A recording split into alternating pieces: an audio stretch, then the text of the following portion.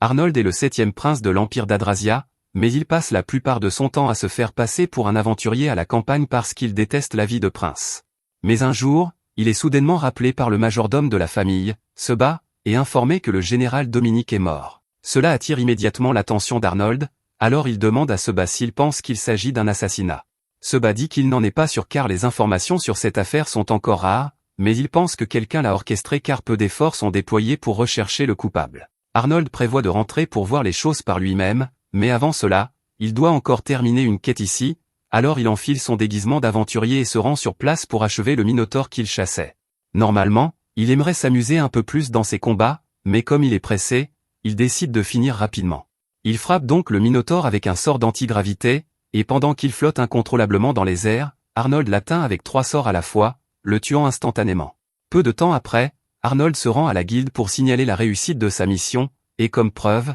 il apporte la corne du Minotaure. Les autres clients de la guilde sont tous émerveillés qu'il ait pu abattre un Minotaure tout seul, mais la réceptionniste ne semble pas du tout surprise car c'est à peu près ce qu'on attend de l'un des 5 aventuriers de classe SS de l'Empire. Arnold dépose alors quelques pièces d'or sur le comptoir et dit qu'il offre une tournée à tout le monde là-bas, y compris à la réceptionniste, et en échange, il aimerait qu'on lui donne la priorité absolue la prochaine fois qu'une quête de haute difficulté sera disponible, une demande que tout le monde est plus qu'heureux d'accepter. Une fois ses affaires réglées à la guilde, Arnold se dirige vers une ruelle sombre, enlève son déguisement d'aventurier, puis ouvre un portail pour enfin retourner à la capitale afin de gérer les choses là-bas. Une fois de retour, la première chose qu'il fait est de rencontrer le 8e prince, son frère Léonard, pour savoir ce qui se passe. Il demande à Léonard si c'est vrai que Dominique est vraiment mort, et Léonard le confirme. Il se sent coupable car la seule raison pour laquelle Dominique est mort est que Dominique était de son côté. Arnold demande à Léonard s'il a une idée de qui a pu être derrière tout cela, mais Léonard dit qu'il n'en est pas sûr.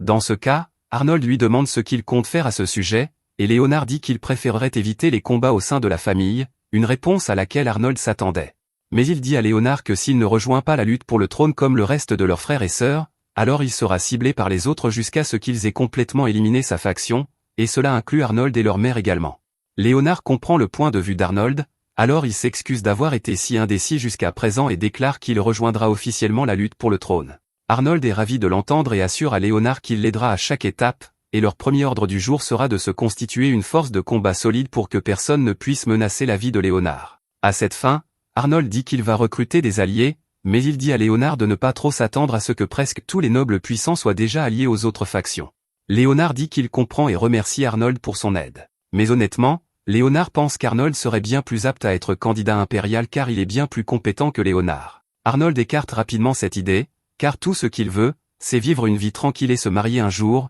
et il ne peut pas faire cela s'il est l'empereur, donc il a besoin que Léonard devienne l'empereur à sa place. Plus tard, Arnold discute avec Seba, et Seba lui demande pourquoi il n'a pas informé Léonard qu'il est en réalité un aventurier de rang SS mais Arnold dit qu'il ne pourrait en aucun cas faire cela car la magie ancienne est interdite parmi les membres de la famille royale, et tout l'équipement d'aventurier d'Arnold repose sur la magie ancienne. Donc, s'il se révélait, cela ne ferait que causer des problèmes à la faction de Léonard. Malgré tout, Seba rappelle à Arnold que son personnage d'aventurier est considéré comme l'une des personnes les plus puissantes du pays, donc il est sûr qu'avoir quelqu'un comme ça à ses côtés serait un avantage pour Léo, tabou ou non. Arnold en est conscient, mais il veut tout de même garder cela comme un dernier recours. D'ailleurs, il préférerait que les gens continuent à penser qu'il n'est qu'un prince inepte, car il est plus facile de vaincre un adversaire qui vous sous-estime. Il demande à Seba s'il reste encore des maisons nobles qui n'ont pas pris parti pour les autres factions, et Seba l'informe qu'il n'y en a qu'une, la famille Cléné. Arnold est surpris d'apprendre cela car les Cléner sont une maison plutôt importante, et il se demande pourquoi ils n'ont encore pris parti pour aucune faction.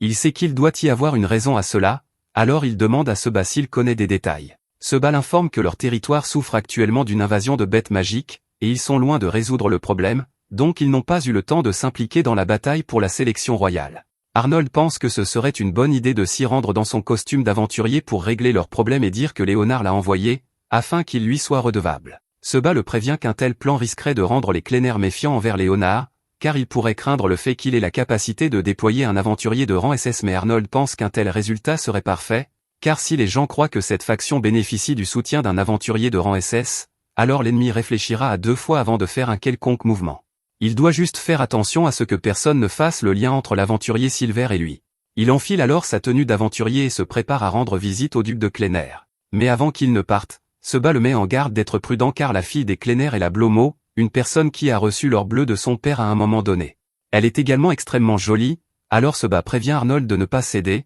quoi qu'il arrive, si elle tente de le charmer. Arnold l'assure qu'il n'a pas besoin de ce genre de leçon de sa part, et il se téléporte ensuite vers le manoir du duc. Mais alors qu'il s'apprête à entrer, il est arrêté à la porte principale. Le garde exige de savoir qui il est, et Arnold explique qu'il est l'aventurier de rang SS Silver. Mais le garde ne le croit pas, car si un aventurier d'un rang aussi élevé venait ici, la guilde l'aurait mentionné à l'avance. Silver dit qu'il vient sur ordre du prince Léonard, puis il plonge la main dans sa veste et s'apprête à sortir sa carte de guilde comme preuve de son identité, mais le garde l'arrête avec arrogance et lui dit de dégager. Un instant, Silver commence à réfléchir aux moyens possibles de contourner cet idiot, et il lui dit que lui refuser l'entrée est une insulte à la fois contre lui et contre le prince Léonard. Mais juste à ce moment-là, il remarque la fille du duc qui le regarde par la fenêtre, et il réalise qu'elle est vraiment aussi belle que le disent les rumeurs, car un seul regard sur elle et il a déjà envie de céder, bien qu'il ne se soit pas encore adressé la parole. Silver décide de partir pour l'instant et se téléporte vers le château. Seba est surpris de le voir revenir si tôt, mais il explique qu'il y a eu un changement de plan. Alors maintenant, au lieu que Silver leur rende visite, ce sera Arnold, et puisque ce garde a grossièrement refusé de laisser entrer Silver, bien qu'il vienne pour aider, Arnold a désormais tout le levier dont il aura besoin pour forcer le duc à conclure un accord. Il faut environ 5 jours à Arnold pour arriver dans le domaine Cléné car il ne peut pas laisser les gens savoir qu'il peut se téléporter, et une fois arrivé, il rencontre immédiatement le duc. Le duc dit qu'il est heureux de revoir Arnold car la dernière fois qu'il l'a vu, il avait 10 ans, et il demande ce qui l'amène dans son domaine aujourd'hui. Arnold dit alors qu'il vient chercher une compensation. Le duc lui demande de quoi il parle, mais Arnold crie et lui dit de ne pas faire l'innocent, car le prince Léo, par bonté de cœur, avait entendu parler de l'invasion de bêtes dont souffrait le territoire du duc et avait décidé de demander l'aide de l'aventurier Silver, mais le duc l'a renvoyé avec irrespect. Le duc se lève paniqué lorsqu'il entend Arnold mentionner le nom de Silver, car il le reconnaît comme étant le nom du célèbre aventurier de rang SS, et il demande si quelqu'un comme ça est vraiment venu jusqu'ici car il n'en avait pas entendu parler. Arnold crie et demande si le duc essaie de le traiter de menteur, et Seba joue le jeu, jouant le rôle du bon flic et disant à Arnold qu'il est possible que le duc ne soit vraiment pas au courant de ce qui s'est passé. Alors il dit que ce serait peut-être une bonne idée de laisser au duc le temps d'enquêter sur la question et d'aller au fond des choses. Arnold accepte de le permettre, alors le duc part s'informer sur la question, et une fois qu'il a quitté la pièce, Arnold sourit car c'est exactement comme il l'avait espéré. Un peu plus tard, Arnold entend le duc crier après son fils, et peu après, le duc traîne son fils pour s'excuser auprès d'Arnold. Il explique qu'il avait laissé son fils responsable de la surveillance de la porte il y a quelques jours dans le cadre d'un exercice de développement du caractère, et un homme se prétendant Silver s'était présenté, mais son fils l'a renvoyé sans cérémonie. Le fils du duc dit que personne ne s'attendait à ce qu'un aventurier de rang SS se présente à l'improviste, alors il a pensé qu'il s'agissait forcément d'un imposteur. Mais le duc lui dit que ce n'est pas une excuse pour avoir refusé de confirmer son identité avant de le chasser. Arnold prend alors la parole et demande au duc comment il compte réparer cela, car après avoir subi un tel manque de respect, Silver pourrait ne plus vouloir travailler avec Léonard. Le duc réalise à quel point la situation est grave, alors il offre sa vie pour expier ce qui s'est passé. Mais Arnold dit qu'il ne veut ni la vie du duc, ni celle de son fils, car ce genre de choses ne lui est d'aucun bénéfice. Juste à ce moment, la fille du duc se précipite dans la pièce et demande à Arnold s'il acceptera leurs excuses si elles s'offrent à lui. Le duc supplie Arnold de ne rien faire à Finn parce qu'elle ne sait pas ce qu'elle dit. Mais Finn dit à tout le monde qu'elle a aperçu Silver un instant le jour où il est venu, et qu'elle n'a rien fait pour empêcher cette situation, donc elle est tout aussi coupable que les autres. Le duc et son fils supplient tous deux Arnold de laisser Finn en dehors de cela et de les punir eux à la place car ce sont eux les fautifs, et Seba dit à Arnold que, compte tenu de la sincérité de leurs excuses, il pourrait envisager d'être clément avec eux. Arnold lui demande ce qu'ils sont censés faire si Silver refuse de les aider après ce qui s'est passé, mais Seba dit que Silver est un homme loyal, donc il ne tournerait certainement pas le dos à Léonard pour une question aussi mineure. De plus, il est sûr que Léonard lui-même serait plus qu'heureux de pardonner au duc et à sa famille car c'était une erreur honnête. Arnold fait semblant de réfléchir, puis dit au duc de faire en sorte que quelqu'un retrouve Silver pour qu'il puisse lui parler en leur nom. Lui et Finn finissent par aller à la rencontre de Silver, et pour rendre cela crédible, Arnold crée une illusion de type double élu pour jouer le rôle de Silver pendant qu'il est également présent, de sorte que Finn ne soupçonne jamais qu'il est en réalité le vrai Silver. Il fait en sorte que Silver paraisse déçu et dise qu'il n'est venu que pour aider parce que Léonard le lui avait demandé, et pourtant ils l'ont si ouvertement manqué de respect. Cela dit, il a toujours le devoir de remplir la demande de Léonard, donc tant qu'Arnold parvient à obtenir du duc qu'il jure fidélité à Léonard dans la sélection royale, il est prêt à sauver le territoire. Arnold dit qu'il n'a pas encore vraiment obtenu de promesse du duc à ce sujet, mais il est sûr que le duc sera prêt à offrir son soutien si Silver l'aide. Cependant, Silver dit qu'il n'est pas prêt à se fier uniquement à la parole du duc car il pourrait les trahir à tout moment, donc tant qu'il n'aura pas signé un contrat contraignant, Silver ne lèvera pas le petit doigt pour aider. En entendant cela, Arnold baisse la tête et supplie Silver de sauver d'abord le territoire car d'autres vies seront perdues s'ils attendent,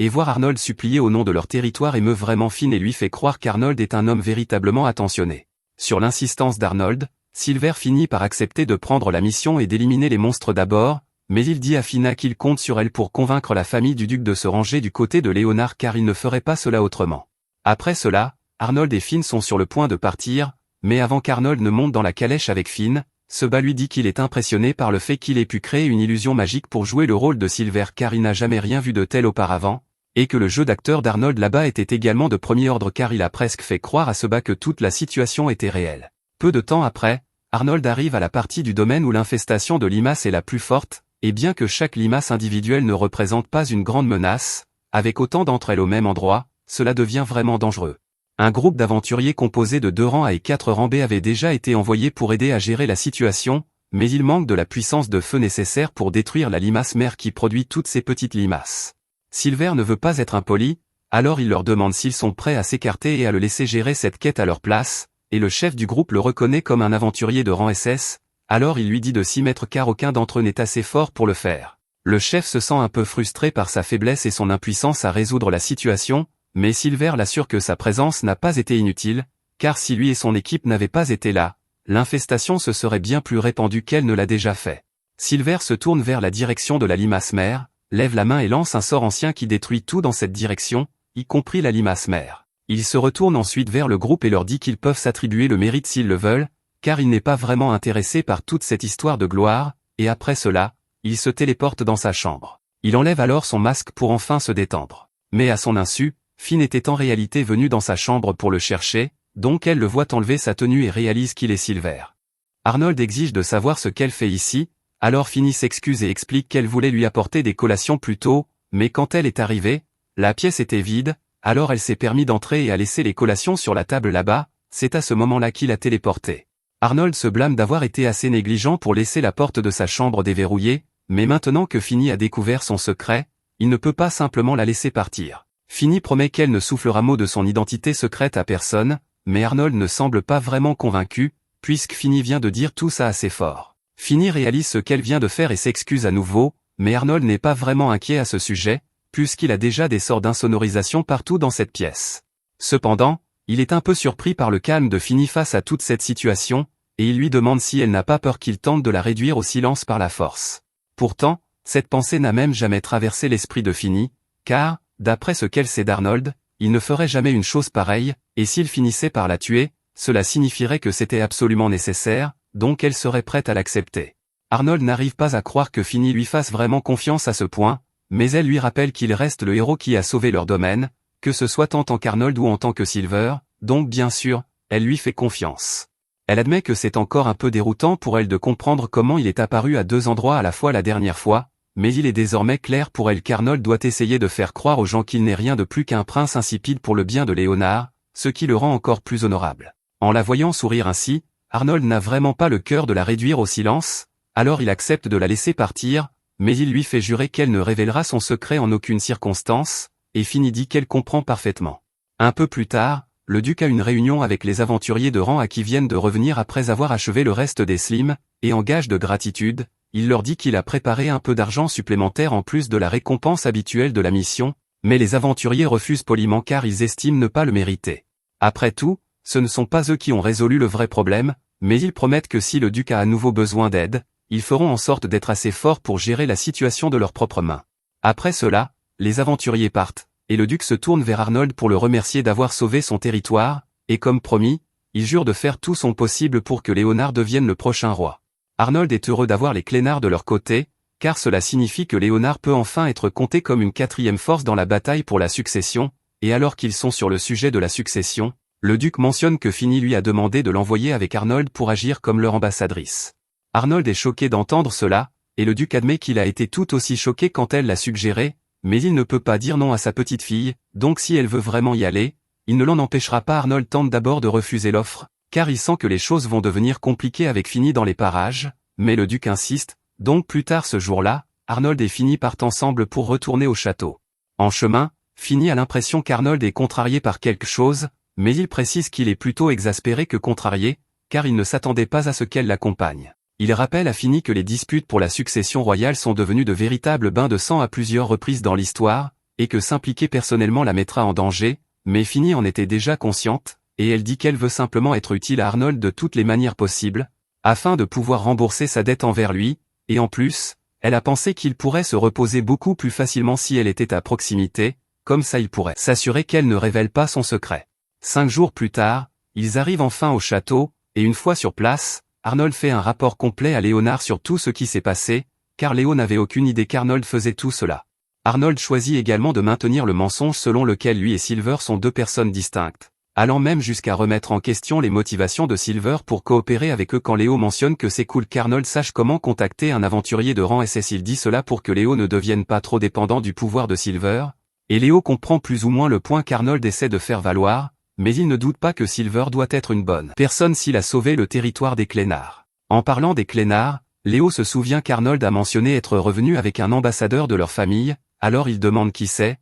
et à ce moment-là, Finny entre pour se présenter. Léo la reconnaît comme la Blumo et dit qu'il est heureux de la voir à ses côtés, mais en entrant directement dans le vif du sujet, Léo demande comment Arnold compte intégrer Finny dans leur plan. Arnold dit qu'il aimerait exploiter la beauté et le charisme de Finny en la mettant en tête de la plupart de leurs négociations, ce que Finny est plus qu'heureuse de faire, et en plus, il veut qu'elle entre et sorte beaucoup du château, pour que les gens la voient arriver et reconnaissent que les Clénards soutiennent bien le camp de Léo. Arnold demande ensuite à Léo s'il a des idées pour d'autres personnes qui pourraient devenir leurs alliés, mais il dit qu'il n'y a pas beaucoup d'options, car tous les plus puissants ont déjà rejoint les 3 autres. En parlant des 3 autres, Finny admet qu'elle n'est pas très versée dans les affaires de la famille royale, donc elle espère qu'ils pourront la mettre au courant sur qui sont les 3 rivaux de Léo. Léo est surpris qu'Arnold ne lui ait pas expliqué la situation pendant le trajet, mais Arnold dit que Finny l'a épuisé en posant des tonnes de questions sans rapport, donc il n'en a jamais eu l'occasion. Finny s'excuse d'avoir été si ennuyeuse, mais Léo fait remarquer qu'Arnold doit vraiment l'apprécier, car normalement il ne daignerait pas répondre aux questions qu'il juge hors de propos,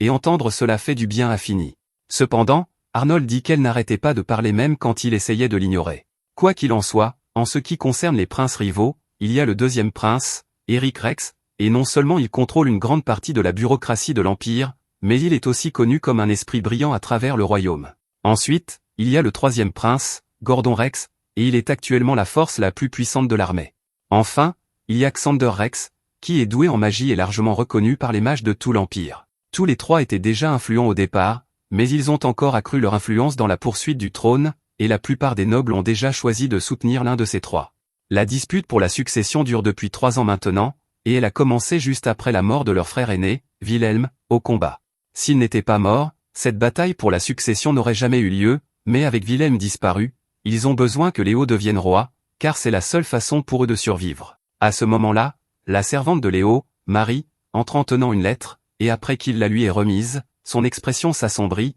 car ce sont les lettres de réponse de tous les nobles à qui il a envoyé des propositions, et à peu près tous l'ont refusé en faveur de l'un de ses frères et sœurs, principalement à cause de l'argent. Malheureusement, Léo n'a tout simplement pas les moyens financiers de rivaliser avec l'argent que ses frères et sœurs offrent, donc il ne peut rien y faire. Arnold soupire de frustration, car cela signifie qu'ils ont beaucoup de travail devant eux s'ils veulent rattraper les autres, mais Léo lui dit de ne pas perdre espoir, car ils ont au moins la prestigieuse famille Clénard de leur côté, et la célèbre Lady Finny est ici pour aider aussi. Elle promet de travailler aussi dur que possible, mais 2 jours plus tard, elle demande déjà à Arnold de prendre un jour de congé avec elle. Elle dit qu'elle aimerait jeter un coup d'œil à la capitale royale avec lui, puisqu'elle est nouvelle ici, mais Arnold rejette l'idée, car elle attirerait trop l'attention si elle se promenait en ville, et elle a probablement beaucoup de travail à faire de toute façon. Cependant, Finny l'informe qu'elle n'a pas reçu d'invitation récemment, donc elle n'a pas de travail à faire. Elle fait également remarquer qu'elle n'attirera pas l'attention si elle porte un déguisement, mais le déguisement auquel elle a pensé s'avère être une paire de lunettes, ce qui ne va vraiment pas faire grand-chose pour cacher son identité.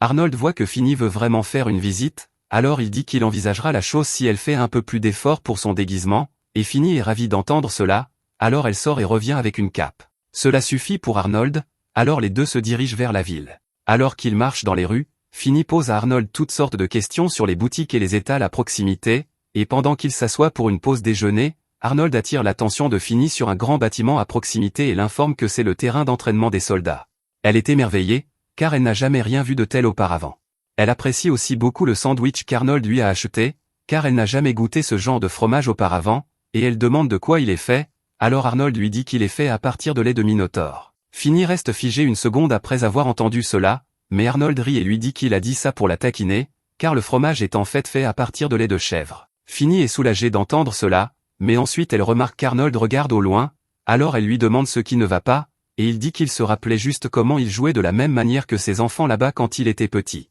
Juste à ce moment-là, l'un des enfants éclabousse accidentellement Finny avec une boule d'eau, et bien qu'elle n'ait pas été blessée, cela a rendu sa robe toute mouillée et transparente, alors elle panique, et Arnold l'emmène chez son tailleur pour qu'il puisse lui acheter une nouvelle robe. Il dit à Finny de choisir n'importe quelle robe qui lui plaît, mais elle ne sait pas quoi choisir, alors elle demande à Arnold d'en choisir une à sa place. Comme elle insiste, Arnold choisit une robe blanche, qu'il pense lui ira bien. Pendant que Finny se change, le tailleur demande en plaisantant à Arnold s'il pense enfin à se poser, car il est rare qu'il sorte avec une dame comme Finny, mais Arnold écarte l'idée et dit qu'il ne se passe rien entre lui et Finny. Cependant, alors que Finny finit de se changer et sort dans la robe qu'Arnold a choisie, le tailleur remarque que les yeux d'Arnold s'illuminent, et c'est le signe d'intérêt le plus clair qu'il ait jamais vu. Arnold dit au tailleur qu'il enverra Siba plus tard pour régler la facture de la robe, et le tailleur dit à Arnold et Finny de s'amuser pour le reste de leur rendez-vous, mais ils sont tous les deux gênés et lui disent que ce n'est pas un rendez-vous. Après cela, Arnold et Finny continuent de se promener en ville pour visiter tous les endroits intéressants,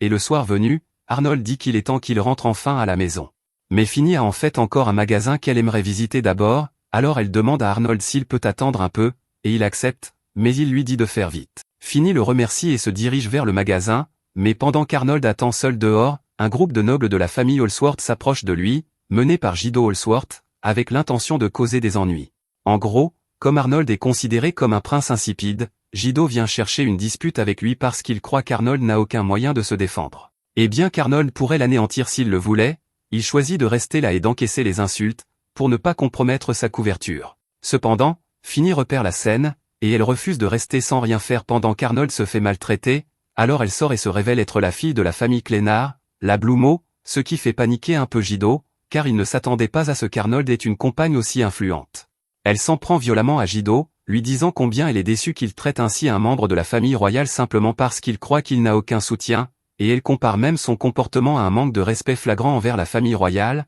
ce qui pourrait avoir de graves conséquences pour Gido, alors Gido s'excuse rapidement et fuit les lieux. Arnold est content que ce soit enfin fini, mais il dit à Finny qu'elle a vraiment fait un gros dégât avec son coup d'éclat, car si elle était restée en dehors de ça, Gido agissant ainsi en public aurait nui à la réputation de la famille Holsworth sans qu'Arnold ait à rien faire, mais maintenant qu'elle s'est révélée, non seulement Gido est susceptible de lui garder rancune à partir de maintenant, mais cela va aussi entraver la capacité d'Arnold à travailler en secret, car les gens feront plus attention à lui maintenant qu'ils savent qu'il a un lien avec la Blumeau. Finny s'excuse parce qu'elle n'avait pas considéré tout cela avant d'agir, mais Arnold dit que ce n'est pas grave, puisqu'il sait qu'elle l'a fait par souci pour lui. Si quoi que ce soit, il veut s'excuser d'avoir gâché l'ambiance, car il s'amusait tellement jusqu'à ce que cela arrive, mais Finny lui dit qu'il n'a rien à se reprocher, et qu'ils devront juste être plus prudents la prochaine fois. Arnold est un peu pris au dépourvu, car il n'avait même pas envisagé la possibilité de ressortir avec Finny, mais elle dit qu'elle aimerait vraiment revenir voir la ville avec lui plus tard,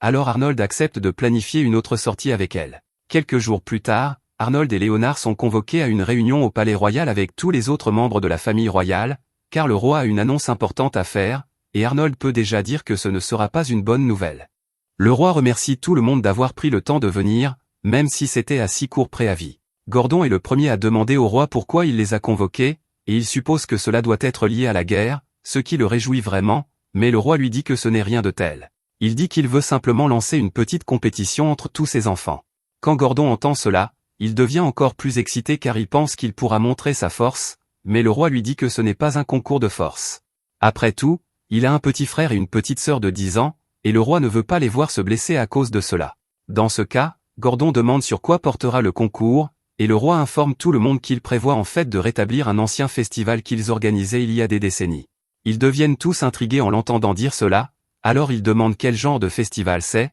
et le roi explique qu'il s'agit du festival de la chasse. Le festival de la chasse avait lieu à une époque où d'innombrables monstres se trouvaient près du royaume, et les concurrents du festival avaient pour tâche de chasser les monstres les plus grands et les plus rares qu'ils pouvaient trouver. Mais ces dernières années, avec l'essor d'aventuriers compétents dans le royaume, le nombre de monstres a tellement diminué que le festival n'était plus nécessaire. Le projet du roi est d'organiser à nouveau le festival cette année, et il semble vraiment investi dans cette idée. Cependant, Carlos lui demande s'il est sûr que la guilde approuverait une telle requête, car un festival comme celui-ci empiéterait sur leur travail. Le roi l'assure qu'il n'y aura pas de problème de ce côté, puisqu'il a déjà obtenu l'approbation de la guilde. Arnold fait remarquer que l'approbation a été plutôt rapide, et le roi explique que la guilde a en fait eu du mal à suivre la population de monstres récemment, donc elle était plus qu'heureuse d'accepter l'aide, et c'est en partie pour cela que le roi a eu cette idée en premier lieu. Puisque ce sera une compétition, Gordon demande au roi s'ils recevront une sorte de récompense pour avoir gagné, et le roi lui demande quelle récompense il espérait. Sans hésiter,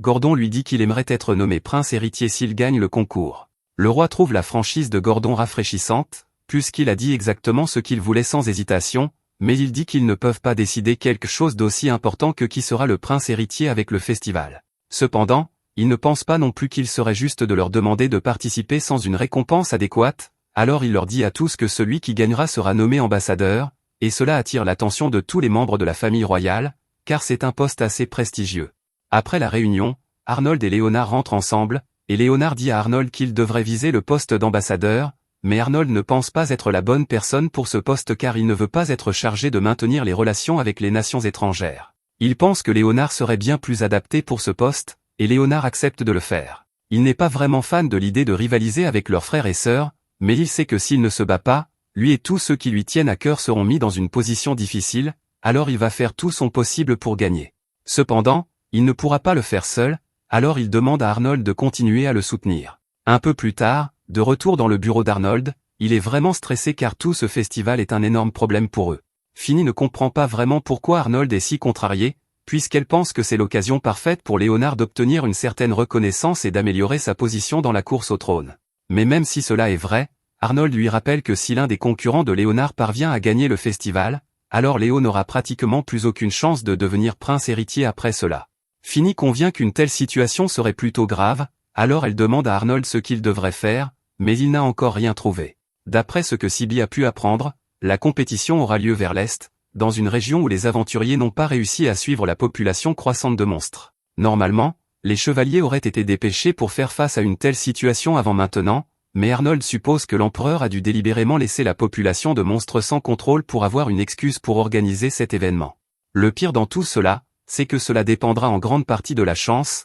car même si vous êtes fort, il vous suffit d'aller dans la forêt et d'espérer tomber sur un monstre rare pour pouvoir le vaincre. Les autres équipes vont sûrement essayer de reconnaître la zone à l'avance pour trouver de bons monstres, mais Arnold et Léonard n'ont pas la main-d'œuvre nécessaire pour ce genre de préparation, donc ils n'ont pas beaucoup d'options. Même s'ils parvenaient à trouver un endroit prometteur, rien ne garantirait qu'une autre équipe ne tombe pas sur le même monstre après le début du festival, donc chaque plan qu'il élabore semble reposer sur des circonstances hors de son contrôle. Finny suggère qu'Arnold pourrait facilement remporter tout le concours s'il utilisait sa magie, mais il dit qu'il ne peut pas faire cela car révéler son pouvoir maintenant ruinerait son image de prince inutile, et cela rendrait beaucoup plus difficile pour lui de travailler en secret pour aider Léonard à devenir l'empereur. Bien sûr, il pourrait travailler secrètement en tant que Silver pour pousser les monstres vers l'équipe de Léonard une fois le festival commencé, mais Finny lui dit qu'il ne peut pas faire cela, car forcer les monstres à quitter leur habitat comme cela pourrait les amener à attaquer les habitants de la colonie voisine, et beaucoup de gens pourraient être blessés. Arnold convient que faire quelque chose comme cela serait un peu trop imprudent,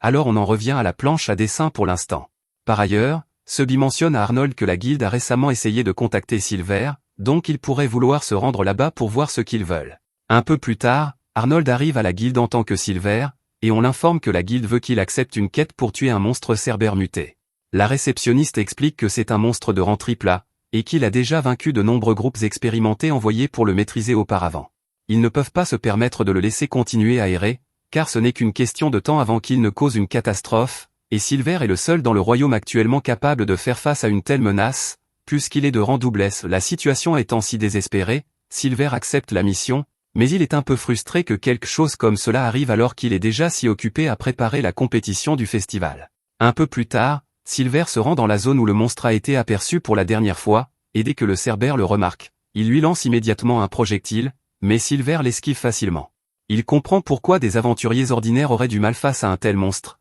car sa puissance n'est pas une plaisanterie, mais pour quelqu'un comme lui, ce n'est pas si grave. Silver lance alors quelques boules de feu avec désinvolture, mais on dirait qu'il a sous-estimé la résistance du corps du cerbère, car il reste debout malgré son attaque. Silver ne veut pas passer trop de temps sur ce combat, alors il décide d'accélérer les choses et lance 3 rayons d'incinération directement sur le cerbère. Ce faisant, il est réduit en cendres, la seule chose qui reste étant l'une de ses griffes. Silver ramasse alors la griffe pour la rapporter à la guilde comme preuve qu'il a accompli la mission. Mais à ce moment-là, un groupe de chevaliers à cheval s'approche de lui, et il reconnaît la meneuse comme étant Elna Armsbur. Elna est la dernière personne qu'il voudrait voir, car il la déteste absolument. Elna demande à Silver s'il est responsable de l'explosion qu'elle vient d'entendre, et Silver confirme froidement et demande pourquoi cela l'importe. Elna est un peu déconcertée par l'attitude de Rudy, mais elle explique qu'elle avait entendu parler d'un cerbère semant la pagaille dans les parages, donc elle était en route pour le tuer, et elle demande si Silver l'a déjà éliminé. Silver la traite d'aveugle et lui fait remarquer qu'il se tient dans un cratère avec les restes calcinés du cerbère,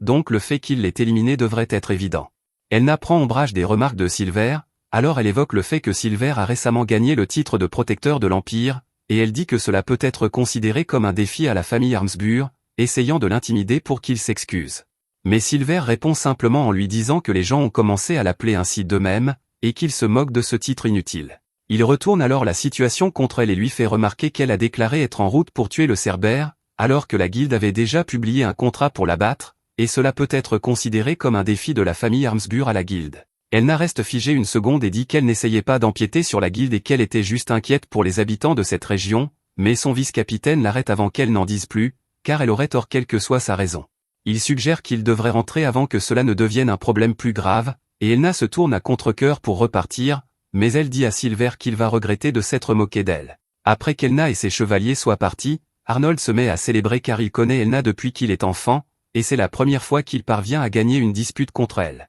Bien qu'il réalise qu'il a peut-être un peu exagéré, car il a involontairement fait détester Silver par Elna. Arnold retourne ensuite à son bureau pour continuer à planifier le festival, mais sa rencontre avec Elna l'a vraiment inquiété. Le roi a dit que, pour garantir l'équité, il enverrait personnellement des régiments de chevaliers à chacun de ses enfants pour qu'ils les utilisent afin de vaincre la bête qu'il trouverait, et le fait qu'Elna se trouvait dans la région pourrait signifier qu'elle lui a été attribuée, mais il refuse de le croire. Sebi ne comprend pas pourquoi Arnold est si opposé à avoir Elna dans son équipe, puisqu'elle est une prodige bien connue. Elle est entrée dans le régiment des chevaliers à seulement 11 ans et a réussi à gravir les échelons jusqu'au poste de commandant à l'âge de 14 ans. Certes, Arnold reconnaît qu'elle est très talentueuse, mais il déteste absolument sa personnalité. Il se souvient d'une fois quand ils étaient enfants, elle est intervenue pour le sauver alors qu'il se faisait harceler, mais après le départ des harceleurs, elle s'est mise à lui crier dessus, le traitant de mauviette, puis elle l'a frappé sous prétexte de l'entraîner. Il a depuis toujours détesté être près d'Elna. Mais par malchance,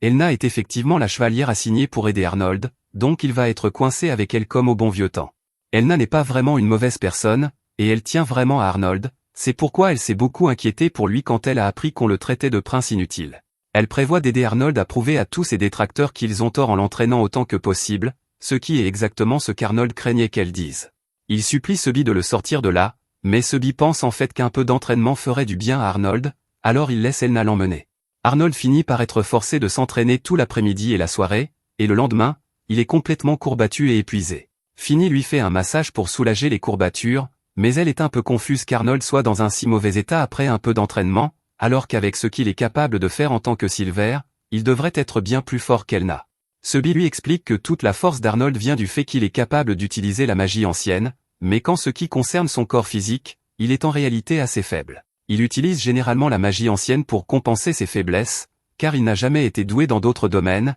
mais il ne pouvait pas faire cela avec Elna sans révéler son identité secrète, ce qui explique pourquoi il s'est retrouvé dans un si mauvais état. Cependant, ses sentiments personnels envers Elna mis à part, il pense que c'est une opportunité parfaite. La raison pour laquelle il ne voulait pas utiliser son pouvoir pour gagner le festival était que cela attirerait trop l'attention sur lui, mais avec Elna considérée comme la plus forte chevalière du royaume, s'il gagnait maintenant, les gens supposeraient naturellement que c'est grâce à la force d'Elna et continueraient à le sous-estimer. Il est donc maintenant libre d'utiliser ses pouvoirs pour gagner. Plus tard dans la nuit, Arnold sort et utilise sa magie pour ouvrir une porte vers une pièce secrète dans le manoir, et c'est là qu'il cache tout son matériel de recherche sur la magie ancienne. Il demande à Grand s'il ne se fatigue jamais de faire des recherches sur la magie ancienne. Le petit homme s'appelle Gustave, l'arrière-arrière-grand-père d'Arnold, et s'il est coincé ainsi, c'est parce qu'un démon lui a volé son corps il y a des siècles, piégeant son âme dans ce livre par la même occasion. Le démon utilisa ensuite le corps de Gustave pour semer le chaos dans la capitale royale, et comme personne ne comprit jamais qu'il s'agissait de l'œuvre d'un démon, tous crurent que c'était causé par la magie ancienne. Dès lors, il fut interdit à tous les royaux d'utiliser la magie ancienne. Voilà pourquoi Arnold fut obligé de cacher le fait qu'il utilise la magie ancienne, mais Gustave lui dit de voir le bon côté des choses. Si Gustave n'avait pas été scellé dans ce livre, Arnold ne l'aurait jamais rencontré et n'aurait jamais eu l'occasion d'apprendre la magie ancienne auprès de lui. Quoi qu'il en soit, Gustave sait qu'Arnold est probablement venu parce qu'il voulait des conseils, alors il lui demande ce qui ne va pas, et Arnold l'informe que Léonard a récemment été mêlé à la lutte pour le trône. Gustave n'est pas trop surpris d'apprendre cela, car il est inévitable que tous les membres capables de la famille royale y soient entraînés tôt ou tard, et si vous refusez de riposter, vous finirez probablement mort. En effet, Gustave se souvient qu'Arnold a mentionné que le premier prince Wilhelm est mort récemment, et Gustave est presque certain qu'il a dû être assassiné. Arnold lui dit que Wilhelm est mort à la guerre et que, selon l'enquête impériale, il n'y avait aucun signe de tentative d'assassinat, mais Gustave n'est pas convaincu. Il fait remarquer que si Léo avait été envoyé à la guerre, Arnold aurait tout fait pour le protéger, et il en va de même pour Wilhelm, car il avait sans aucun doute des gens qui l'auraient protégé. Pourtant, ils ont tous échoué, et le fait que l'enquête impériale n'ait trouvé aucune preuve signifie soit qu'il y a une vaste conspiration en jeu, soit que l'empereur lui-même pourrait être derrière tout cela. Si tel est le cas, Arnold réalise que gérer cette affaire va être bien plus délicat qu'il ne le pensait. Il demande alors à Gustave s'il connaît une magie ancienne capable de contrôler les monstres, car beaucoup de monstres apparaissent près du royaume ces derniers temps, et il a le sentiment que quelqu'un pourrait être derrière tout cela. Les yeux de Gustave s'illuminent quand Arnold mentionne la magie ancienne, car il adore en parler. Il dit à Arnold qu'il existe un sort pour contrôler un monstre individuel, mais rien qui permette un contrôle à grande échelle. Cependant, il existe un objet magique appelé le Hamlin qui pourrait le faire, car si quelqu'un avec assez de pouvoir magique soufflait dedans, il pourrait facilement attirer les monstres vers un endroit précis. Arnold pense qu'il sera plutôt difficile de battre quelqu'un dans un concours de chasse aux monstres quand il dispose d'un outil pour les attirer, et étant donné qu'ils ont pris le risque d'attirer des monstres vers la capitale, il a le sentiment qu'il doit viser le trône. Arnold pense qu'il ne sert plus à rien d'essayer de jouer le jeu honnêtement, mais Gustave fait remarquer qu'il en va de même pour celui qui utilise cette corne, car des monstres apparaissaient près de la ville avant même que le festival ne soit annoncé. Ils ont donc dû prévoir d'utiliser les monstres pour autre chose et le festival n'est qu'un bonus. Plus tard dans la soirée, Arnold descend les couloirs quand soudain il sent quelqu'un derrière lui et il a une bonne idée de ce dont il s'agit, alors juste pour être sûr, il informe l'assassin qu'il est le prince insipide, pas Léonard. L'assassin dit qu'il sait qui est Arnold et que son travail est de s'assurer qu'Arnold ne puisse pas participer à la compétition, car avoir Elna dans son équipe fait de lui une menace importante. Cependant, au moment où l'assassin allait attaquer, il réalisa soudain qu'il n'arrivait plus à bouger. Il s'avère qu'Arnold avait déjà jeté une barrière autour de l'assassin pour le bloquer, et l'assassin ne sait absolument pas quoi faire car il ne s'attendait pas à ce qu'Arnold se défende. Juste alors, Siba sort également et informe Arnold qu'il a appréhendé les 3 autres assassins venus avec celui-ci, donc il est le dernier. Arnold dit alors à l'assassin qu'il n'a pas à s'inquiéter car il ne sera pas tué, du moins pas avant d'avoir craché le morceau sur qui est derrière tout cela. Cependant, l'assassin dit qu'il ne dénoncera jamais son patron, peu importe combien Arnold le torture. Mais Arnold n'a jamais eu l'intention de le torturer et utilise simplement un sort pour forcer l'assassin à révéler que celui qui l'a envoyé était Xandra. Arnold avoue franchement que cela ne le surprend pas que Xandra fasse une chose pareille, mais le fait qu'elle ait dû aller à de telles extrémités pour tenter d'assurer sa victoire signifie qu'elle n'est probablement pas celle qui contrôle les monstres. Une quinzaine de jours passent et dans la ville de Kiel, les préparatifs du festival battent leur plein, et tous les civils sont ravis d'avoir une chance de voir l'empereur, les princes et les princesses. Pendant que quelques-uns discutent, un homme remarque que sa bague a disparu pour une raison quelconque, et alors qu'il commence à la chercher, nous voyons un petit blas poilu s'enfuir. Pendant ce temps, dans une ruelle, Arnold est sorti avec Finny, et pour que personne ne la reconnaisse, il donne à Finny une paire de lunettes qu'il a imprégnées de magie, et avec elle, personne ne pourra la reconnaître. Après cela, Arnold et Finny partent profiter du festival, et Finny s'amuse tellement car elle n'était jamais allée à un festival auparavant. En fait, elle finit par s'amuser un peu trop car un peu plus tard, elle est assise près de la fontaine avec un mal de ventre parce qu'elle a trop mangé de nourriture des éventaires. Arnold lui dit qu'elle n'a pas besoin de manger à chaque étal qu'il croise, mais elle répond qu'il serait irrespectueux envers toute cette bonne nourriture si elle n'en goûtait pas au moins un peu. Cela peut sembler normal à quelqu'un comme Arnold puisqu'il s'échappait souvent du château quand il était enfant pour s'amuser ainsi, mais Finny n'a jamais eu l'occasion de faire tout cela. Elle ne pouvait que regarder avec jalousie les autres enfants s'amuser tandis qu'elle ne le pouvait pas. En l'entendant dire cela, Arnold propose de reprendre la découverte du festival après s'être reposé un moment, mais juste à ce moment-là, il aperçoit Léonard à proximité, accompagné de ses chevaliers, il doit donc être là pour une affaire officielle. Léo repère également Arnold et Finny, alors il s'approche d'eux et tout le monde autour reconnaît immédiatement l'un des célèbres princes, ce qui gâche un peu le plan d'Arnold d'éviter d'attirer l'attention. Arnold demande à Léo ce qu'il fait là, alors Léo explique qu'il y a eu une série récente de vols dans la région et que le coupable n'a pas encore été arrêté, donc les régiments de chevaliers ont été chargés de monter la garde et de capturer le coupable. Arnold est surpris qu'un voleur soit assez audacieux pour voler alors que tous les chevaliers et les membres de la famille royale sont en ville, et Léo trouve cela tout aussi étrange. Juste alors, Finny remarque 2 blattes blottis contre ses chevilles. Elle les trouve vraiment mignons et se demande d'où ils viennent, mais maintenant qu'Arnold et Léonard y réfléchissent, les blattes sont originaires de la région occidentale de l'Empire, il devrait donc être impossible d'en trouver un du côté oriental. Juste à ce moment, l'un des blattes grimpe sur la robe de Finny, et pendant qu'elle essaie de le faire sortir, un autre blat attrape la pince à cheveux que l'empereur lui avait donnée. En voyant tout cela, Arnold et Léonard réalisent immédiatement que les blattes doivent être impliqués dans tous les récents vols qui ont eu lieu,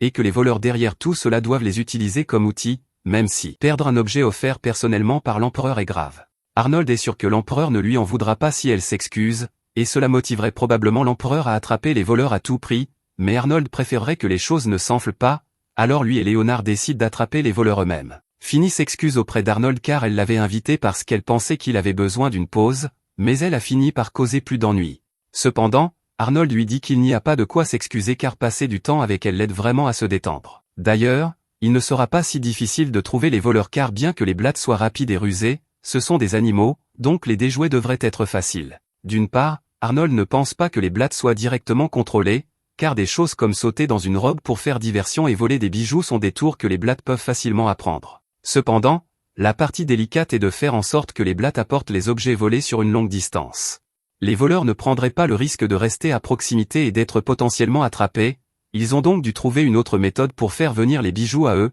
et alors qu'Arnold fouille la ruelle, il finit par trouver l'indice qu'il cherchait. Finny demande ce que c'est, alors il explique que c'est un dispositif d'enregistrement magique, et que le voleur a dû enregistrer l'appel d'accouplement d'une femelle blat et placer plusieurs de ces dispositifs le long d'un chemin pour guider les blattes mâles vers la cachette. Cela signifie que s'ils suivent simplement la piste des dispositifs d'enregistrement, ils finiront par trouver les voleurs. Après avoir cherché un moment, Arnold et Finny finissent par voir un blat entrer dans une maison, et cela doit signifier que la maison est l'endroit où tous les voleurs sont rassemblés, il ne reste plus qu'à les faire arrêter. Pour y parvenir, Arnold se déguise en Léonard et attire l'attention de 2 gardes, leur disant qu'il a trouvé l'emplacement des voleurs et qu'il a besoin qu'ils rassemblent des renforts pour pouvoir les arrêter. Finny demande pourquoi Arnold s'est déguisé en Léonard pour signaler les voleurs, car maintenant les gens croiront que c'est Léonard qui les a attrapés, mais c'est exactement ce qu'Arnold voulait. Les chevaliers ne le prendraient jamais au mot s'il faisait le rapport en son propre nom, et laisser Léo en récolter le crédit aide à son objectif de faire de lui l'empereur de toute façon, donc tout s'arrange. Après cela, tous les voleurs sont arrêtés et Arnold emmène Finny à l'intérieur pour récupérer sa pince à cheveux. Il la trouve rapidement parmi les bijoux récupérés, mais les gardes disent à Arnold, qui fait toujours semblant d'être Léonard, qu'il n'est pas censé toucher à ces objets car les enquêteurs doivent d'abord en faire l'inventaire. Cependant, Arnold fait simplement enlever ses lunettes à Finny pour révéler quelle est la blâme-mot, et il explique que ce serait un assez gros scandale si l'on découvrait que la pince à cheveux offerte personnellement à Finny avait été volée, et les chevaliers auraient probablement beaucoup d'ennuis pour ne pas avoir arrêté les voleurs avant que cela n'arrive, il serait donc dans leur intérêt de faire semblant de n'avoir rien vu. Les chevaliers comprennent, alors ils promettent de garder le secret. Après cela, Arnold et Finny partent, et Arnold est assez satisfait de la façon dont les choses se sont déroulées car cela va considérablement améliorer la réputation de Léonard, mais même si les gens ne savent pas tout ce qu'Arnold fait pour eux, Finny dit qu'elle n'oubliera jamais. En fait, elle promet d'écrire un livre sur toutes les grandes choses qu'Arnold a faites pour que tout le royaume sache un jour à quel point il est talentueux, et Arnold essaie de la convaincre qu'il n'est pas nécessaire de faire tout cela. Juste à ce moment, il aperçoit Elna à proximité en train de se disputer avec 2 gars qui se sont battus dans la rue, et il ne veut pas avoir affaire à elle pour l'instant, alors il entraîne Finny ailleurs et lui demande si elle aimerait continuer à visiter les boutiques, car il est sûr que toute cette marche a dû lui redonner faim. Finny accepte, mais quelques minutes plus tard, elle est de nouveau repue car elle a encore trop mangé. Le jour où le festival est sur le point de commencer, tous les membres de la famille royale reçoivent des bracelets spéciaux conçus pour suivre leur position à tout moment et empêcher toute tricherie. Selon les règles, tous les concurrents doivent rester à moins d'1 kilomètre de leur capitaine de régiment en tout temps, et si vous finissez par sortir de la zone, le bracelet se brisera et vous serez disqualifié. La raison de cette règle est de s'assurer que tous les royaux participent réellement et ne restent pas simplement à la maison pendant que le régiment gère tout seul, mais Léonard est un peu perplexe car il pensait que ses jeunes frères et sœurs, Krista et Rupert, ne seraient pas obligés de participer puisqu'ils sont si jeunes. Le conseiller précise que les 2 vont tout de même participer, mais ils ne seront pas tenus de suivre la règle de proximité comme les autres, ils sont donc libres de rester au château et de donner des ordres à distance pour garantir leur sécurité. Maintenant que les règles ont été clarifiées, tout le monde est congédié, mais alors qu'Arnold quitte la pièce, Krista s'approche de lui car elle dit avoir quelque chose à lui dire. Arnold demande si elle a revu l'avenir, et Krista confirme, expliquant que la ville va bientôt être attaquée par beaucoup de monstres. Arnold est bien conscient de la précision des pouvoirs de voyance de Krista, alors il la remercie de l'avoir prévenue et la ramène dans sa chambre pour sa sécurité. Il demande ensuite à Finn de tenir compagnie à Krista pendant qu'il va s'occuper de quelques affaires, mais Krista attrape sa main et dit qu'elle veut qu'il reste avec elle. Arnold lui assure que Finn est une personne digne de confiance, donc elle n'a pas à s'inquiéter, et Finn est également très doué pour préparer des collations, ce qui suffit à convaincre Krista. Cela réglé, le festival de chasse aux monstres commence officiellement, et toutes les troupes partent pour commencer à gagner des points. Tôt dans la première journée du festival, la salle de contrôle signale à l'empereur que l'escouade de Gordon a déjà tué 2 scorpions des sables, et pour l'instant, l'unité de Zandra avance vers le nord-est à la recherche de monstres puissants. Toutes les autres équipes progressent également lentement mais sûrement, mais il y a une exception, et c'est l'équipe d'Arnold parce qu'ils ont déjà accumulé assez de points pour les placer en première place avec une large avance. Et tout cela grâce à la persévérance d'Elna au combat car elle s'est simplement précipitée tête baissée dans une horde de chiens de l'enfer, qui sont tous des monstres de rang double A, et elle a réussi à vaincre chacun d'eux toute seule. Elle a même dit aux autres chevaliers de rester en dehors de ça et de la laisser gérer seule, et une fois qu'elle a fini avec les loups, elle remonte immédiatement sur son cheval pour chercher encore plus de monstres à tuer, mais Arnold lui dit d'attendre car il pense qu'elle a déjà fait plus qu'assez pour aujourd'hui. Il lui dit qu'il devrait se rendre dans une ville voisine et se reposer pour l'instant puisque le festival dure 3 jours, donc il n'est pas nécessaire d'être si pressé de gagner des points maintenant, d'autant plus qu'ils sont déjà en tête. Elma essaie de discuter, mais Arnold lui rappelle que pendant la durée du festival, il est son supérieur direct, donc elle ne peut pas aller à l'encontre de ses ordres, et les hommes d'Elna sont soulagés lorsqu'elle accepte enfin de s'arrêter pour la journée car ils commençaient à se lasser de rester là à la regarder se battre toute la journée. Plus tard dans la soirée, Arnold boit un verre sur son balcon quand Elna entre dans sa chambre parce qu'elle veut lui parler. Elle dit à Arnold qu'elle espérait que cet événement serait l'occasion parfaite pour redresser son image publique, mais il n'a pas l'air de faire beaucoup d'efforts. Arnold lui rappelle qu'il n'a aucun talent exceptionnel et qu'il s'applique rarement ou ne prend rien au sérieux, donc il est naturel que les gens le considèrent comme un prince loser, mais Elna sait qu'Arnold fait tout cela pour Léonard car en tant que jumeau de Léo, plus la réputation d'Arnold est mauvaise, plus cela fait ressortir Léo. Arnold est surpris qu'Elna ait réussi à comprendre ce qu'il fait, mais quoi qu'il en soit, il lui dit qu'il est bien comme il est maintenant. Il demande également à Elna de rester loin de lui une fois le festival terminé. Elna pense qu'Arnold dit cela simplement parce qu'il ne l'aime pas, mais il l'informe alors que quelqu'un a récemment tenté de l'assassiner, et la raison était que lorsqu'Elna a été affectée à son équipe, elle a fait de lui un véritable prétendant à la première place, ce qui était une menace suffisante pour ses frères et sœurs pour qu'ils veuillent tout faire pour se débarrasser de lui. Arnold est prêt à faire face à tout danger qui pourrait lui arriver, mais il ne veut pas qu'Elma soit également entraînée là-dedans, c'est pourquoi il préférerait qu'elle garde ses distances. Elna s'excuse parce qu'elle n'avait aucune idée que sa présence le mettait dans une position si difficile, mais Arnold lui dit qu'elle n'a pas à s'inquiéter car le festival a déjà commencé, et puisqu'ils sont arrivés si loin, il peut aussi bien donner le meilleur de lui-même. Le 3e jour du festival, le régiment d'Arnold vient de finir de s'occuper de quelques monstres dans la forêt, mais Elna est choquée d'apprendre qu'en dépit de tous les progrès accomplis au cours des 3 derniers jours, ils sont en fait tombés à la 2e place derrière le régiment du prince Carlos.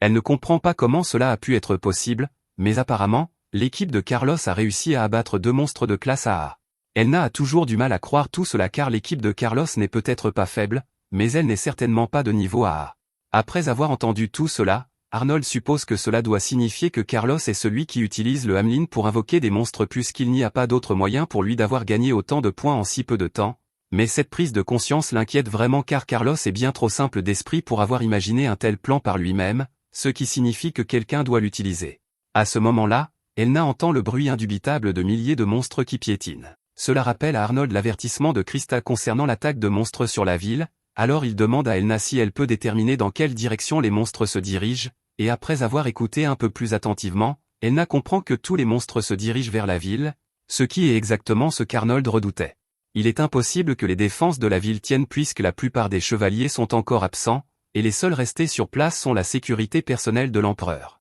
Arnold demande à Elna si elle serait prête à faire la course pour aider à protéger la ville s'il le lui ordonnait, et Elna dit que ce serait un plaisir pour elle, mais Arnold lui dit qu'il a une condition avant qu'elle parte. Il veut qu'elle lui promette qu'elle ne se laissera pas mourir, et il en va de même pour ses hommes car Arnold ne veut envoyer personne à la mort. Ils sont tous touchés par le fait qu'Arnold tienne tant à leur vie, alors ils s'agenouillent tous et jurent qu'ils survivront à cette bataille. Elna dit alors à Arnold qu'il devrait repartir tout de suite, mais Arnold dit qu'il ne viendra pas avec eux. Avec ses compétences en équitation, il ne ferait que les ralentir s'il les accompagnait, Alors il brise son bracelet pour se disqualifier de la compétition, et maintenant les chevaliers ne sont plus obligés de rester à ses côtés. Arnold ordonne alors à tous les chevaliers de retourner en ville aussi vite que possible et de défendre les civils avec tout ce qu'ils ont, et une fois qu'ils sont partis, Arnold enfile son déguisement de Silver pour pouvoir agir lui aussi. Pendant ce temps, dans la ville, l'empereur combat courageusement aux côtés de ses chevaliers pour tenter de défendre la ville, et bien que ses hommes l'exhortent à se retirer, il refuse absolument de partir tant que la ville n'est pas en sécurité,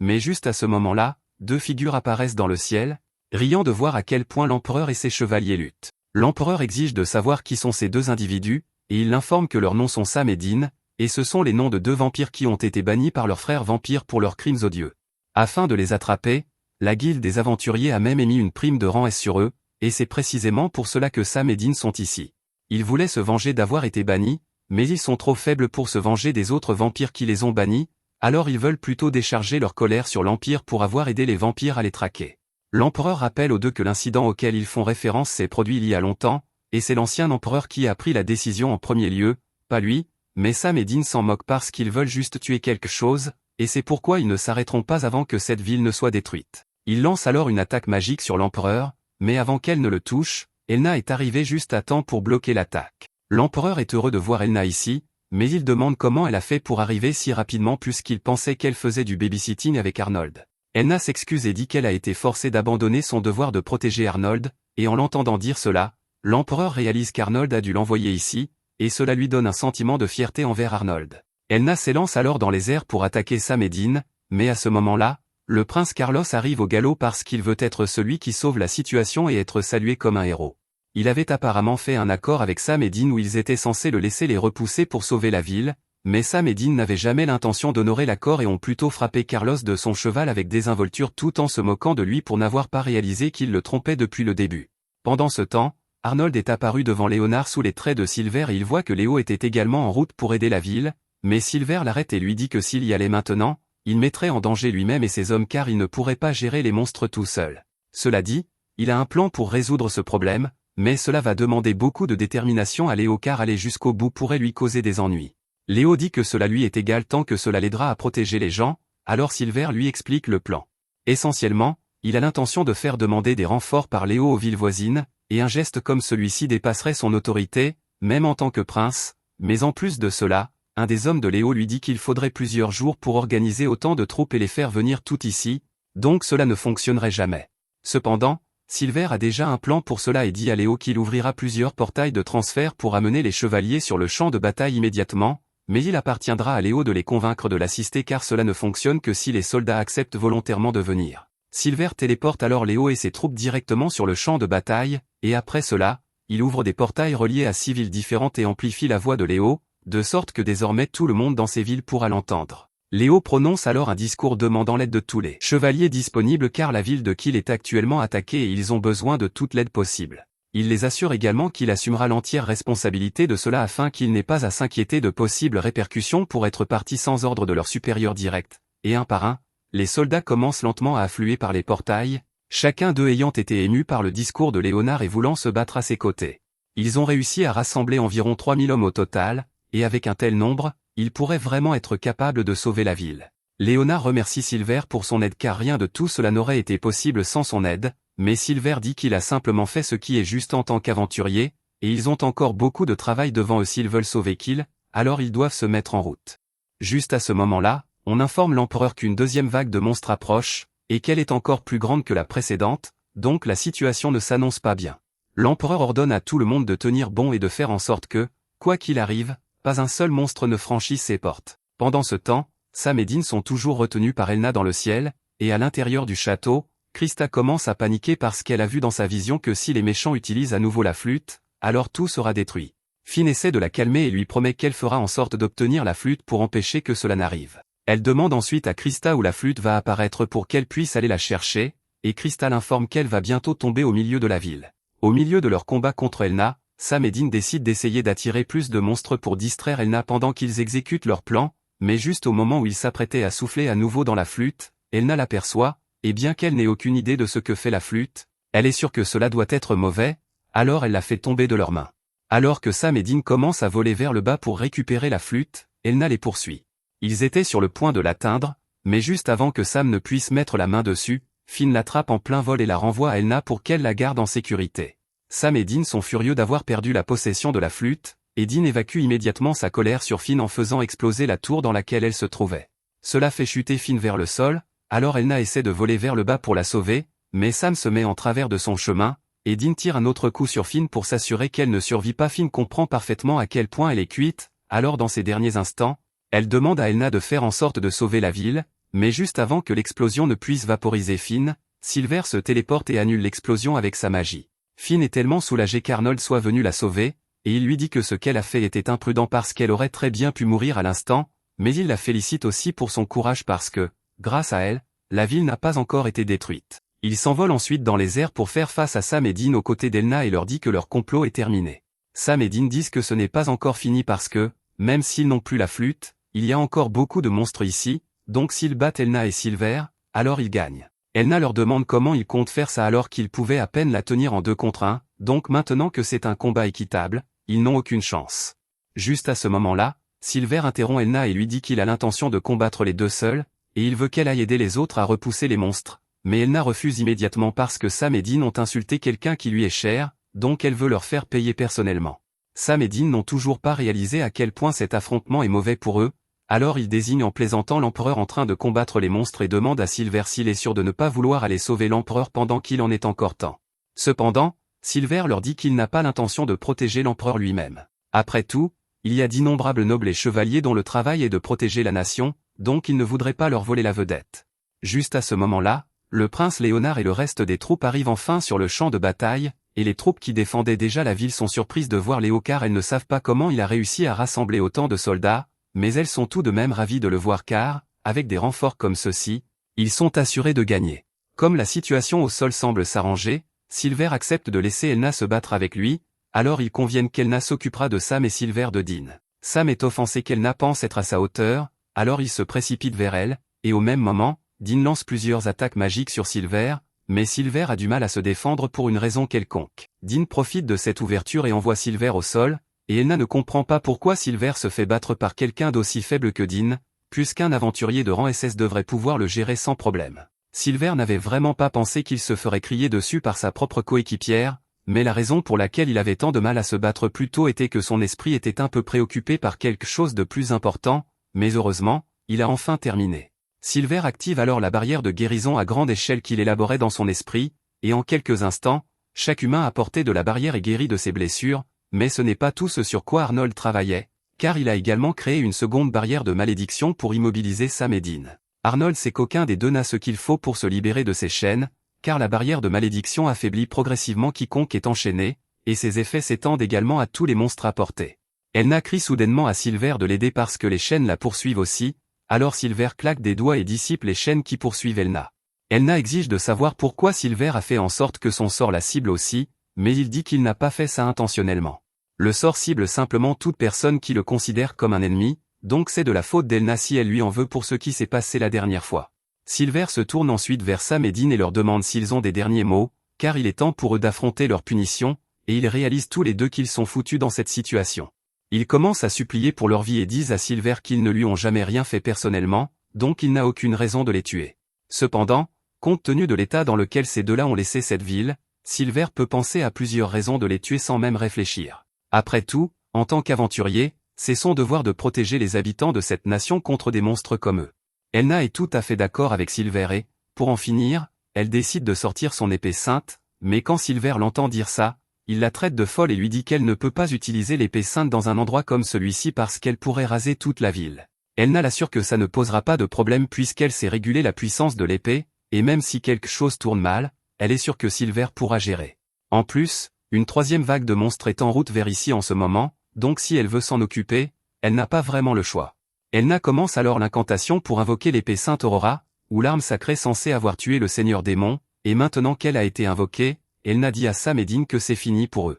Silver veut aussi participer à l'action, alors il dit à Elna qu'il prendra Dean et elle pourra avoir Sam, ce qui lui semble assez juste, donc elle et Silver commencent à charger des attaques dévastatrices. Ils avertissent tout le monde au sol de se retirer pendant qu'ils chargent encore leurs attaques, car ils ne peuvent pas garantir leur sécurité, et alors que Léo et l'Empereur voient les deux énormes sphères d'énergie dans le ciel, ils ordonnent à tout le monde de battre en retraite immédiatement. Une fois le champ de bataille dégagé de tous les alliés, Silver et Elna déchaînent toute la puissance de leurs attaques, vaporisant Sam et Dean ainsi que tous les monstres encore vivants, et une grande partie du terrain aussi. Une fois tout fini, ils retournent au sol, et Léo remercie Silver d'être venu aider et lui dit qu'il s'assurera de lui rendre l'appareil à l'avenir. Silver lui dit que ce n'est pas nécessaire, puisqu'il a juste fait ce qu'il fallait faire, et il s'apprête à partir, mais avant qu'il ne puisse le faire, Elna lui demande d'attendre. Silver lui demande ce qu'elle veut d'un ton agacé, car il suppose qu'elle veut se plaindre de quelque chose, mais bien qu'Elna ait beaucoup de choses à reprocher, elle voulait en fait remercier Silver pour son aide,